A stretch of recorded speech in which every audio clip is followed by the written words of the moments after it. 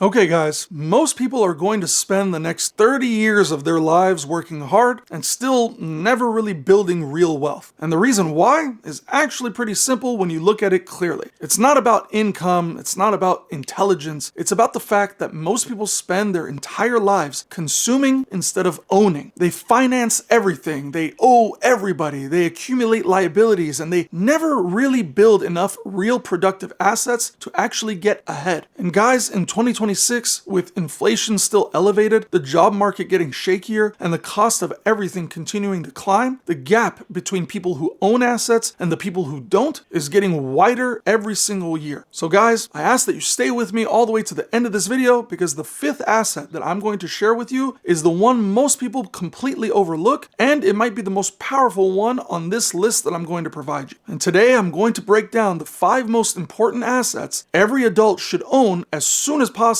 Not someday, not when the timing feels right, but right now. If you want to build real financial strength over the next decade, the formula is simple. Own more, owe less. And with that being said, let's get right into the video. All right, so asset number 1. And this one is probably the most overlooked form of capital in America right now. And that one is simply high income skills. And guys, I want to be direct with you about this because I think it needs to be said plainly. If you're making $60,000 a year, it's because you currently have $60,000 a year skills. And that's not me spreading judgment, that's just the reality of how the marketplace works. Your earning power is your greatest wealth building tool in the beginning. It funds every other asset on the list. And one of the biggest mistakes people make is trying to invest aggressively before they even addressed their ability to earn more. Guys, high income skills are specialized abilities that the job market will pay serious money for. Software development, sales, AI related skills, data analytics, digital marketing, financial management, engineering. I mean, the list goes on. And here's the beautiful thing about it right now in 2026. The internet has dramatically lowered the barrier to learning these skills. So you don't need an expensive degree or a massive student loan to acquire them. You can learn genuinely valuable high-paying skills online through platforms and certifications that simply didn't exist even a generation ago. The key is to pick one valuable skill and go deep into it. Not 15 things at once, just one. And I want you to master that one, because when your income goes up, everything else on this list becomes possible. So let's dive into asset number 2, and that is cash reserves. And this is one of the most underrated forms of financial strength that exists. Cash has gotten a bad reputation recently, but here's the truth. Cash creates breathing room, and breathing room creates peace. Right now, with the economy under real pressure, layoffs happening across multiple industries, and unexpected expenses showing up everywhere from medical bills to car repairs, having zero cash cushion is genuinely dangerous. And guys, I say this in all of my videos. Keep 3 to 6 months of expenses in a separate account. A high yield savings account, money market account, just somewhere accessible, but not so accessible that you're tempted to spend it on non-emergencies. But when you have that cushion, you stop making panicked financial decisions. You stop raiding your retirement accounts, and you stop letting one expected expense undo years of progress. Now, asset number 3 on my list is broad market index funds and ETFs. And this is where you start making the critical psychological shift from only working for money to actually owning productive capital that works for you while you sleep. Here's what a broad market index fund or an ETF actually is in plain English. Instead of trying to pick individual winning stocks, which is genuinely hard even for professionals, you buy a single investment that gives you small ownership stakes in hundreds or even thousands of companies all at once. For example, the S&P 500, the NASDAQ 100, the total market funds. These are all buckets that let you own a slice of the entire economy rather than gambling on any single company that is going to win or lose. Historically, broad market investing has rewarded patience and consistency more than any other approach. And that compounding happens over a 10, 20, or even 30-year period, which is genuinely life-changing if you start early and stay consistent. One of the biggest reasons people lose money in the stock market has nothing to do with the market itself. It's because they make emotional decisions based on scary headlines. They panic sell when things go down, and they buy back in after things recover. Broad-based index funds reduce that temptation because you're not watching an individual stock. You're owning the whole economy. And right now you can open an account at Fidelity or Vanguard or Schwab in under 10 minutes and start with as little as $5. I know to most of you that might not mean like much, but even just getting started or the act of it means a lot.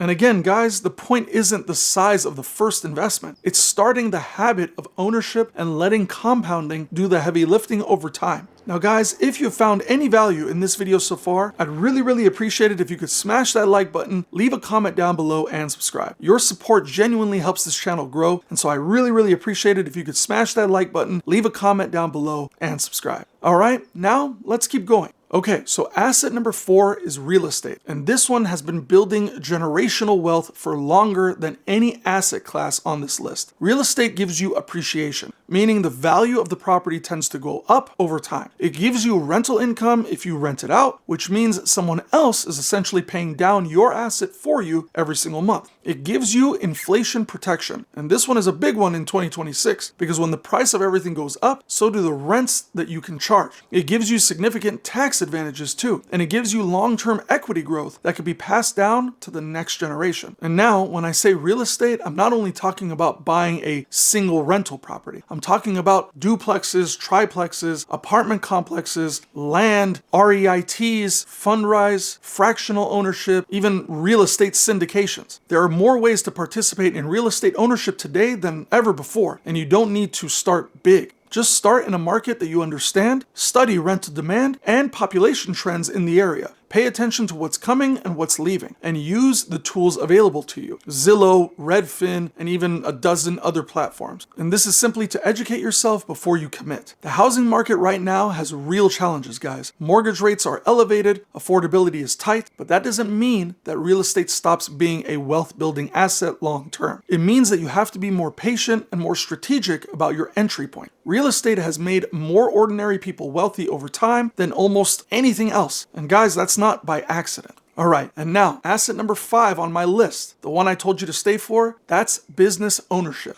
I'm talking about a well-organized, profitable side hustle that adds another income stream to your life and gives you a level of control over your income that a job simply cannot. Because here's the reality, a job gives you income, but a business gives you ownership. And ownership is the whole point of everything that we talked about today. The smartest way to start is by taking the high income skills that we talked about in asset number 1 and using them to solve real problems for real people outside of your job. Consulting, digital products, a service business, something online, I mean, even a YouTube channel is a business. It doesn't matter what it is as long as it's solving a genuine problem and generating real cash flow. Don't overspend on branding or office space or unnecessary overhead at the start. Just build slow, build smart, build with profitability as the only goal that matters in the early stages. And here's the long game. A business can eventually become a sellable asset too. You're not just creating income, you're building something that has value on its own and could be one day sold. That is a level of financial leverage that almost nothing else on this list can match. So here's what I want you to leave with. You don't need to build all 5 of these assets overnight, but you do need to get intentional about ownership starting now. High income skills, cash reserves, broad market index funds, real estate, and business ownership. Guys, own more, owe less. That's the whole game. I really want to thank you for watching this video all the way through. If you gained any value from this video, please smash that like button, leave a comment down below, and subscribe. And please, with your comments down below, let me know which of these 5 that you're already doing or that you own or that you're going to move on to next. I genuinely read every single one of your comments and I comment back. So guys, again, I really appreciate you watching this video all the way through, and I'll see you guys in the next video.